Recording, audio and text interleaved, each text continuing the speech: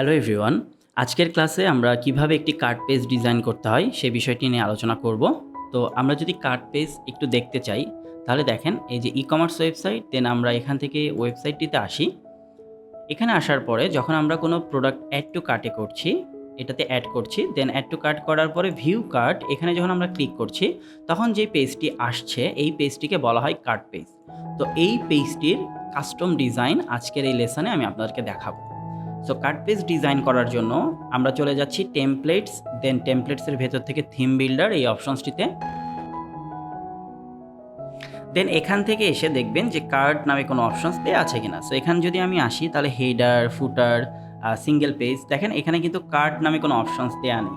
তাহলে আমরা cart page কীভাবে কাজ করতে পারি কার্ট পেজ নিয়ে? সো এই কাজটি করার জন্য মূলত আমাদেরকে আসতে হবে পেজেস, দেন অল পেজেস এই অপশনসটিতে। এখানে আসার পরে যেহেতু আমরা ই-কমার্স ইনস্টল করে রেখেছি, সো ই-কমার্সের সাথে রিলেভেন্ট যে পেজ সেই পেজগুলো কিন্তু এখানে চলে এসেছে। ওকে, সো এখানে দেখেন কার্ট পেজ নামে একটি পেজ চলে এসেছে। সো এই পেজটিকে আমরা এডিট এই অপশনসটিতে ক্লিক করব। এরপরে এখান থেকে এডিট উইথ এলিমেন্টার এই অপশনসটি সিলেক্ট করে নিতে হবে। এরপরে এখানে যে অপশনসটি আছে আপনি চাইলে এটাকে ডিলিট করে দিতে পারবেন এবং পুরো পেজের কাস্টমাইজেশনটিও আপনি এখান থেকে করে নিতে পারবেন। কীরকমভাবে? সেটিংসে আসতে হবে, দেন এখান থেকে এই যে কার্ট লেখা আছে লেটস এটাকে আমরা হাইড করে দিতে চাই এবং এখান থেকে page layout Elementor full with করে রাখছি, দেন এটিকে আপডেট করে দিচ্ছি। এরপরে ধরুন আপনি এখানে নতুন একটি সেকশন নেবেন। সো এখানে নতুন একটি সেকশন নিচ্ছি এবং এটির একটি কালার দিয়ে রাখছি জাস্ট বোঝানোর জন্য। সো এটির কালার আমরা ব্ল্যাক করে রাখছি এবং এটির ভেতরে একটি হেডিং ব্যবহার করছি যেখানে লেখা থাকলো কার্ট পেজ। ওকে, এবং এটিকে আমরা সেন্টারাইজ করে রাখলাম। আমি মূলত আপনাদেরকে এখান থেকে যে আইডিয়াটা দেওয়ার চেষ্টা করব সেটি হচ্ছে কার্ট পেজের ওপর এখন আপনার পুরো কন্ট্রোল আছে, আপনি এটিকে আপনার মতো করে ডিজাইন করে নিতে পারবেন। সো এখান থেকে এসে আমরা দুটো কলাম নেওয়ার চেষ্টা করছি। সো এখান থেকে কন্টেইনার এটিকে এখানে রাখলাম, দেন এটিকে রাইট ক্লিক করে ডুপ্লিকেট করে রাখি, তাহলে দুটো কন্টেইনার হলো। এখন এখানে আপনি বেশ কিছু উইজেটস অ্যাড করে দিতে পারবেন। নর্মালি কি হয়, এখানে যে প্রোডাক্টগুলো অ্যাড করেছেন সেই প্রোডাক্টগুলো লেফট সাইডে থাকছে এবং কার্ট টোটাল এটা রাইট সাইডে থাকছে। ওকে, তো আমরা এখানে দেখি যে আমরা কোন অপশনসগুলো অ্যাড করতে পারি। তো এখান থেকে যদি আসি, দেখেন আমি যদি এখানে কার্ট লিখে সার্চ করি তাহলে এখানে বেশ কিছু অপশনস পাচ্ছি, যেমন menu cart, add to cart, cart এই অপশনসগুলো পাচ্ছি, বা custom custom add to cart এটা পাচ্ছি। তো আমরা এখান থেকে কী করবে, যে কার্ট যেটা লেখা আছে এই কার্টটাকে টেনে ধরে এনে আমরা এখানে রাখলাম। ওকে, দেখি কি হয়। এবং এই যে রাইট সাইডের যে কলাম এটিকে আপাতত আমরা ডিলিট করে দিচ্ছি।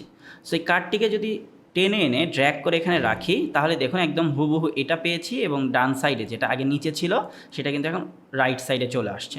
এখন আপনি এই উইজেটসের উপর ক্লিক করবেন, করে এখানে লেআউট 2 কলাম দেওয়া আছে, আপনি চাইলে এটাকে 1 কলাম দিতে পারবেন, আপনি ম্যাক্সিমাম 2 কলাম পর্যন্ত করতে পারবেন। এরপর অর্ডার সামারিতে কি দেখাবে, কোনো কুপন কোড যেখানে ব্যবহার করব সেটার কালার কি হবে, সেটার অ্যালাইনমেন্ট কি হবে, সেই সবগুলো কিন্তু আমরা এখান থেকে সেট করে দিতে পারি।